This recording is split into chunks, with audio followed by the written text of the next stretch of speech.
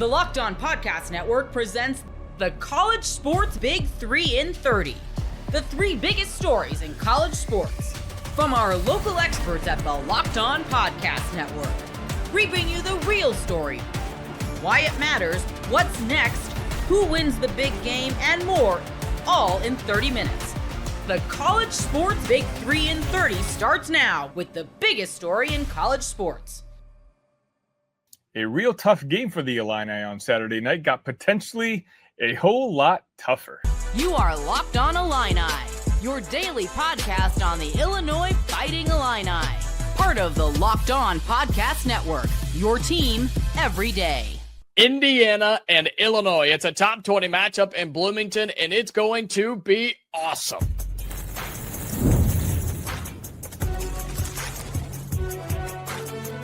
You are Locked On College Crossover, part of the Locked On Podcast Network. Your team every day. Welcome, and it is a Locked On College crossover between Hoosiers and Illini. I'm Jacob Goins, host of Locked On Hoosiers. He is Sonny Verma, host of Locked On Illini. We are your go-to spots for all things Indiana and Illinois athletics. And man, we have hyped it up all week long. We've waited all off-season long and even the first few weeks of the season as well. Sonny, Indiana and Illinois. It's the biggest game in college football coming up tomorrow night, and I cannot wait. You're absolutely right. Not only is it the biggest game for our fan bases, the media is paying attention to it. You know, there's a lot of pushback that ESPN even got from game day, picking a 1 and 2 Florida team to showcase. And people are wondering, why aren't you in Bloomington? And, you know, even personally for me, I've been watching Illini football for over 20 years. I can't remember wanting to win a game as much as I want this Illini team to do on Saturday night. It seems like that's where the fan bases are too, right? I mean, these are two schools that have had their beef on the hardwood, sure. But in football, I mean, this hasn't been all that crazy of a rivalry historically. But, Sonny, you couldn't tell the fans that. The Indiana fans, the Illinois fans, even some other Big Ten folks are really getting involved in this game. So the thing is, Jacob, like following the Big Ten as long as I have, this is the Indiana basketball fans and the Illinois basketball fans having a chance to care about their football teams. You know, I mean this respectfully. The Indiana basketball side hasn't exactly been holding up their end of the bargain the last few years. So they've kind of laid a little dormant. And it's not like they had a good football team to really cheer for it and emotionally invest themselves in. Now they do. Now that Curt Cignetti is in town, the Indiana fan base has woken up from their long nap. And, you know, again, they're just going back and forth with this Illinois fan base who, for the last couple of years, you know, the job Brett Bielema has done has been amazing as well. So it's just two very high-powered, rabid fan bases being able to take out their anger on each other, which they've always done historically on the basketball side. It just hasn't really happened on the football side. I think I saw a stat that these two teams haven't met as top 25 teams since 1950. That tells you. I mean, Haley's Comet comes by more often than Indiana and Illinois meet as top 25 teams. But hopefully this is not going to be the last time in the near future. I really like the trajectory of both our programs right now. And I think the next time we meet could be a lot sooner than 75 years. And what's fascinating about this matchup, and we're going to talk about the college football playoff implications and the different matchups. Yes, the quarterbacks, but beyond that as well. And of course, make our final predictions later on in the show. But people in Bloomington, and I think this is true, they're calling this the biggest home game in the history of Memorial Stadium, where Indiana will be playing host Illinois on Saturday night. They're calling this the biggest home game in Memorial Stadium history, Sonny. I mean, that doesn't come lightly. Indiana has had some big games at home. They've played big games on the football field, not consistently, but periodically throughout the time. I mean, there's a lot riding on this with all the things we're going to get to, but just from the media buildup and you and I talking all week, I mean, these fans are ready to go, but I think the teams are probably just ready to get this thing underway too. No doubt about it. Brett Bielema said in his post-game press conference last weekend it was on Monday actually, that they had started scouting Indiana in springtime. And so the coaching staff, they're all ready for this game too. They want to get this done and over with. Obviously, they've invested a lot of their time when it comes to this Indiana football game, just like Curt Cignetti has. I'm shocked. I don't know about you, Jacob, but seeing Brett Bielema and Kurt Signetti being so respectful towards one another in those press conferences, when these two coaches usually don't mind throwing in a jab here and there. To me, I talked about it on today's episode of Locked On Illini, yesterday's episode, shows me how they understand the magnitude of this game. Neither coach is trying to give the other one any bulletin board type of material, any extra motivation to win this game.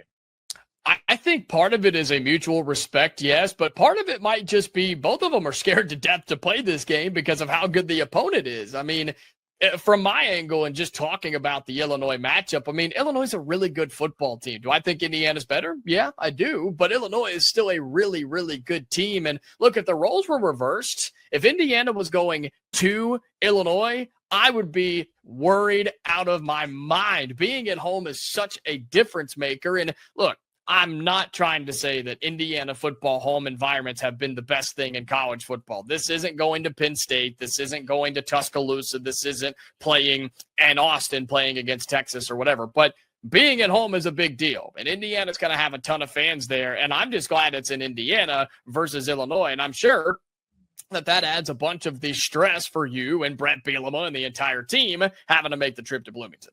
You're exactly right. I would feel a lot more confident in my prediction if this game was in Champaign, but if it's in Bloomington, it's one of those where obviously Indiana, the administration has made a big deal out of wearing red. It's going to be an absolute show, but the nice thing is I'm not the one playing, right? Brett Bielema had these guys ready for a very similar atmosphere last year at Nebraska. Nebraska was undefeated. Illinois was undefeated. It was a night game. I believe that read out as well. Over 100,000 people in that stadium, and ultimately Luke Altmaier made the throws he needed to in that sort of environment to win that game. And so I'm hoping the atmosphere with the amount of people that were returning from last year's game, that it's not going to have a major effect. But again, ultimately, these are 18 to 22-year-olds, so you never know how they're ultimately going to respond. Most people can't name all their financial accounts or even what they're worth, whether it's a 401k or properties or investments. And when you don't have the full picture, you can end up leaving money on the table. That's why there is Monarch Money. It's an all-in-one personal finance tool that brings your entire financial life together in one clean, easy-to-use interface on your laptop or your phone. Monarch does the heavy lifting for you. You can link all your accounts in minutes, see clear data visuals, get smart categorization of your spending, and finally feel in control of your money without ever touching a spreadsheet. I linked all my accounts to Monarch and immediately spotted a few subscriptions I wasn't even using. Canceling those all can save you money every month. Don't let financial opportunities slip through the cracks. Use code LOCKEDONNFL at monarchmoney.com in your browser for half off your first year. That's 50% off your first year at monarchmoney.com with code LOCKEDONNFL. You are Locked On Auburn, your daily podcast on the Auburn Tigers. Auburn's offensive line must win in the trenches against Oklahoma's defensive line. That includes setting the tone with the rushing attack. That includes Jackson Arnold running the ball, Damari Austin, we assume, will play, Jeremiah Cobb, paving a way for these guys. It also means winning in the pass protection battle. Keep Jackson Arnold upright. The biggest knock against him is he holds onto the football a little too long. Okay, fine. Offensive line, help out your quarterback. The big part of this is consistently move the football 3 or 4 yards every play. Don't get behind the sticks. If you can create long, sustainable drives, you've got a chance to go on the road and win. Sustainable drives are great for ball control, obviously. It keeps John Mateer, the leader for the Heisman Trophy, on the sideline right now. And also, it's tough to be in person watching your defense just give up first down, 3rd and 2, 3rd and 3, give that up over and over and over again. It's a good way to take the crowd out of it. So offensive line, this is your battle. If they can do that, they've got a chance to win this thing. Yeah, absolutely. You control the line of scrimmage and run the ball effectively to set up whatever Auburn wants to do in the RPO game. Man, if Auburn can sustain those drives, the 6-minute, 7-minute drives, I'm gonna. That's not mine. I agree with you absolutely, but I want to enhance your offensive line. I could say that with what Oklahoma's offensive line is rumored to be health-wise, just the lines of scrimmage, Auburn can really, really take advantage from a defensive line standpoint if Oklahoma's offensive line is as battered as we think. So if Auburn's offensive line plays well, controls clock, runs the ball, and Oklahoma's struggles, what a tilt that will be. Auburn has to have 2 turnovers. 2 turnovers. And they can win the turnover battle 2-1. I'm cool with that, but they have to have at least 2 turnovers. It could be interceptions, it could be fumbles. I'm going to say if Auburn generates 2 turnovers, they win the turnover battle. Yeah, because of the way they've been holding on to the football. They've been doing a really, really good job not throwing it to the other guys, holding on to it from a fumbling standpoint. So get 2 turnovers, and I think that's a really, really big key in beating Oklahoma. Yeah. I won't push back on that. That's obviously going to be crucial. I think that becomes significantly more unlikely with Jay Crawford being doubtful. I think that's a big deal, Daryl. I see a scenario where a Strader or a Pleasant or a Lee has a big interception in a territory that allows Auburn to score. And it'd be huge. I just think that, there's been talk about Pleasant wasn't just brought to this team to return kicks, that he will help Auburn at some point in the defensive backfield. That point might have arrived. The initial reports, too, people need to keep in mind with these initial injury reports, the key word there is initial. They change from when they're released Wednesday until they're released right before game time a lot of times. The fact that he was listed as doubtful and not questionable, I think, is a pretty big deal. It is, but I've seen people go from doubtful to probable in 3 days before, depending on because we know exactly what it is. It's a knee-on-knee deep bruise. It's not a tear. It's not structural damage. It's not a strain or a sprain. It's a knee-on-knee deep bruise that is causing him a ton of discomfort. A lot can change in 3 days with a bruise. I'm not saying it will. It's a pain thing. I don't think it's an ability thing. Right. It's a pain thing. And if you can't cut and plant and all that as a corner, I get it. You don't need to be out there playing at 50%. Correct. So this is why Auburn went out and got Strader and Pleasant for moments like this. And look, they've got young guys too. We'll see, if Donovan Starr, Blake Woodby get their names called. We know that Durkin is not afraid to play freshmen. Is that part of it?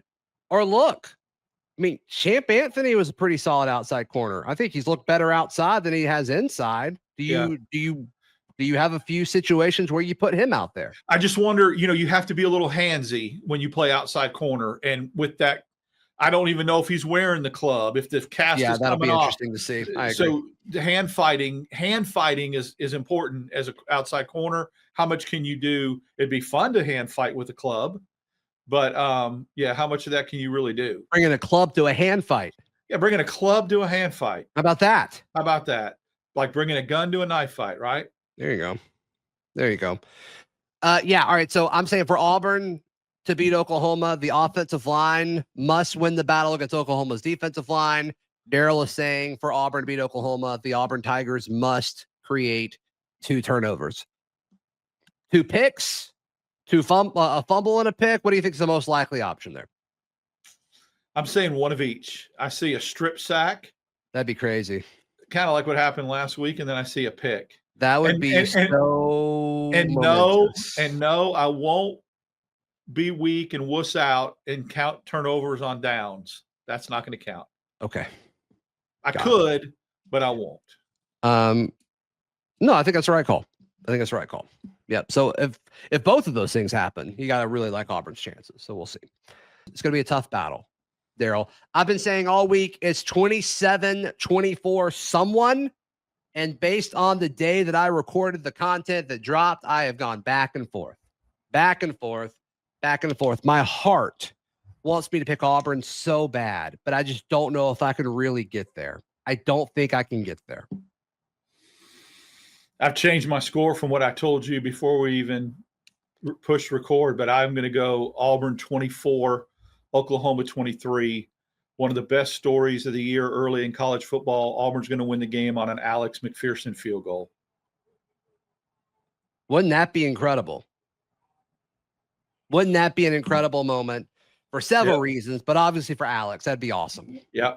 24-23 Auburn. 24-23. That sounds like 3.5 hours of just stress. Oh, it's going to be a lot of stress. I mean, and I'm absolutely glad that, I'll be in the privacy of a home to deal with that. That would be insane. That would be insane. Stress. I would love for Jackson Arnold to have an opportunity for a drive, a game-winning, opportunistic drive. Oh, yeah. And if he steps up to the plate and has the opportunity to look at all these people that have doubted him, that have really come out of the woodwork over the last week to make fun of him and poke him, well, they don't even realize like how bad of a situation their program put him in. What an incredible storyline, an opportunity that would be for Jackson. And then for your specific prediction of Alex McPherson getting the kick. I mean, you talk about redemption and ascension. I mean, you couldn't write it any better than that. I hope it happens. I just don't think.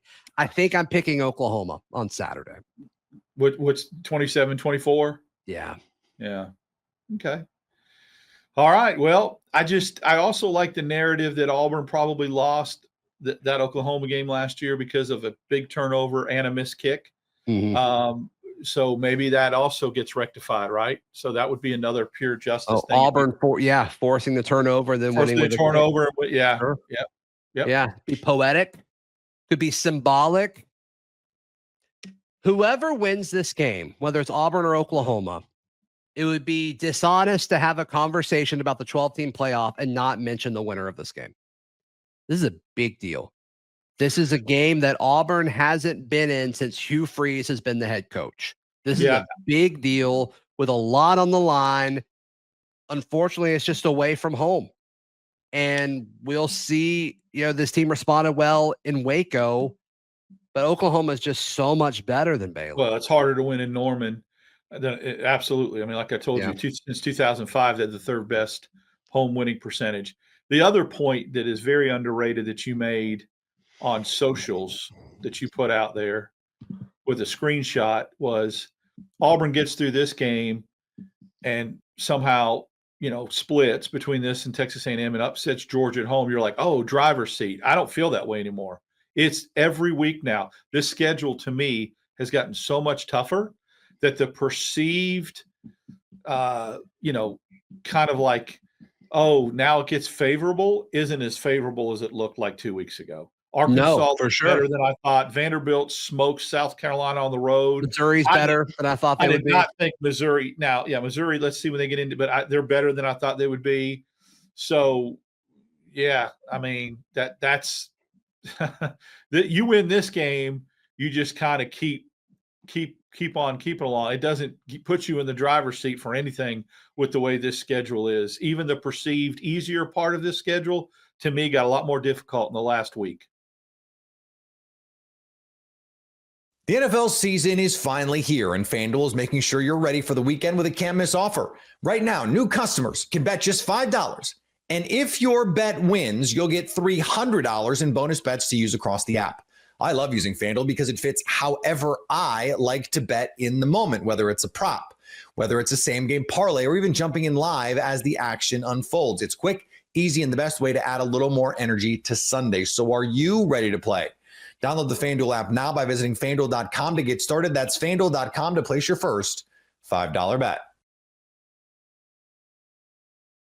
You are Locked On Ducks, your daily podcast on the Oregon Ducks. Unfortunately, Eric, this matchup with Oregon State has moved down in the negative when you talk about the hype.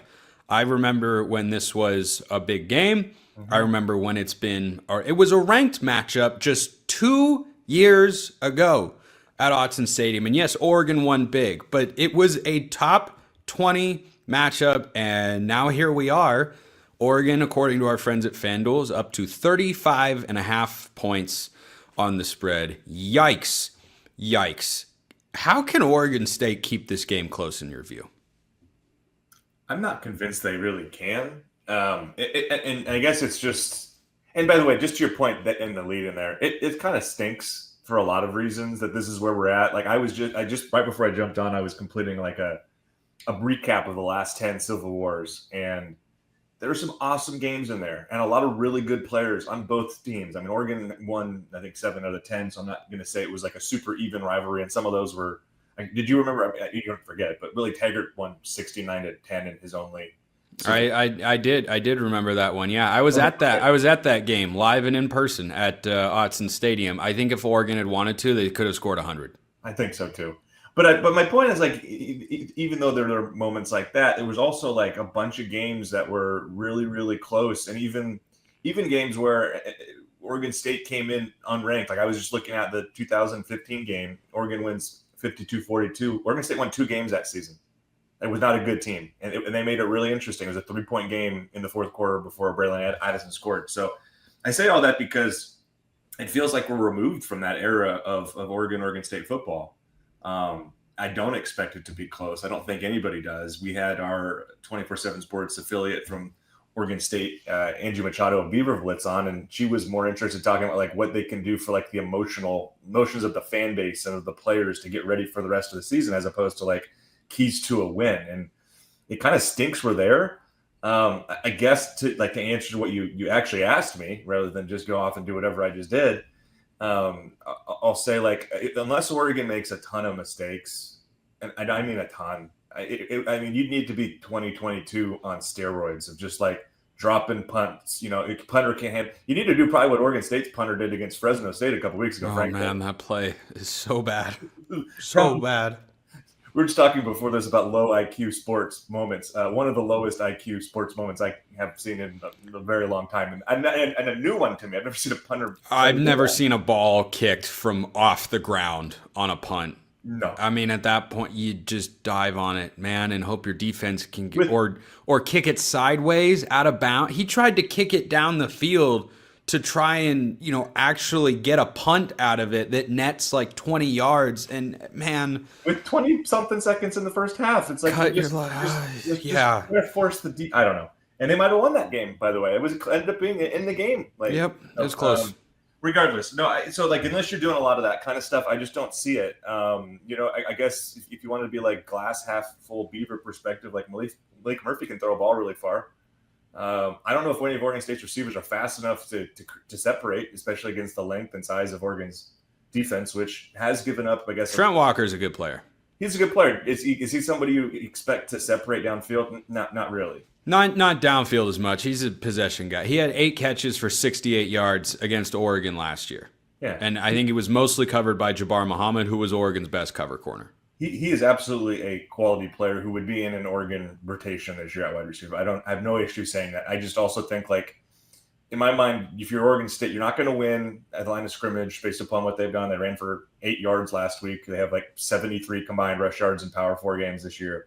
So you're going to have to throw the ball down the field, and I don't think they have the guys to do that because I don't think they're going to be able to sustain regular drives and move the ball. I think that you'd be disappointed if for consecutive weeks you see that from an Oregon defense that the first 2 weeks look like you're not getting much anything on them. So, yeah, I guess like a bunch of mistakes by Oregon. Oregon State hits some explosives. The defense for Oregon State maybe takes advantage of, like, I don't know, Dante Moore has been so money with his decisions and where he's put the football. Like, unless we see him suddenly throw the ball to the other team a bunch of times. And he did throw 3 picks against Oregon State when he was benched in 2023. I've kind of termed it as maybe a revenge game, quote unquote, for him. I don't think he'll make those kind of mistakes, but like, I'm just creating the weird narrative. You have to have all sorts of things you don't perceive as real. Well, you know, the other thing too, you mentioned the 2022 and how many mistakes Oregon made. There were a lot. I mean, speaking of punting disasters, how about Oregon dropping a punt at the 1 yard line and giving Oregon State a 1 yard field to drive for a touchdown? Like that wasn't very good. So I think even if Oregon makes 2 or 3 of those mistakes in this one, I don't know that Oregon State has the horses to they could cover. That could be a way for them to cover 35.5 points. I won't be shocked if Oregon State somehow winds up, you know, staying that close. Because think about this: if Oregon wins this game 44-10, that's a cover. That's covering spread. I don't think that's insanely far-fetched because it's a rivalry game, but man, it's just everything is going wrong for Oregon State. Their defense has allowed at least 34 points in every single game. Trent Bray's a defensive guy. That's not where it should be. They are running for 71 yards per game so far this year. I know there was a decent amount of commentary, and I got a lot of questions on the show about that. With regards to Oregon's run defense, I heard Clapp mention it. The run defense wasn't good. I don't know. Was it really as bad as we all thought? Were there explosive run plays? I think there was only 1 or 2 that were over 10 yards against the starters, and it resulted in a grand total of 0 points in the game. So I think that's just where Oregon's at because of the talent gap with their opponents. This should be another one like that. But I think my concern level going into Penn State would be ticking up solidly if Oregon State, whether it's throwing or running, is able to consistently sustain drives. I'm not talking about they come out on script and they go down the field, score a touchdown, and the game's tied at 7, and then Oregon wins, 50-10 or whatever. But if they're able to, once a quarter against the starters, go up and down the field, yeah, that would be concerning. But at this point, I don't know how they do that. Well, I guess I'd say, like you mentioned that, if remember the first half last year, Oregon State looked pretty competitive. If it was 4 quarters of that and Oregon wins by 20 points, and it feels a different 20-point margin than last week, I think people are going to go into Penn State feeling differently. And frankly, I co-sign your assessment of the run defense and run offense being kind of put on blast this week. I think it's a little overstated. I mean, I thought the run offense was worse than the run defense by far. Mm-hmm.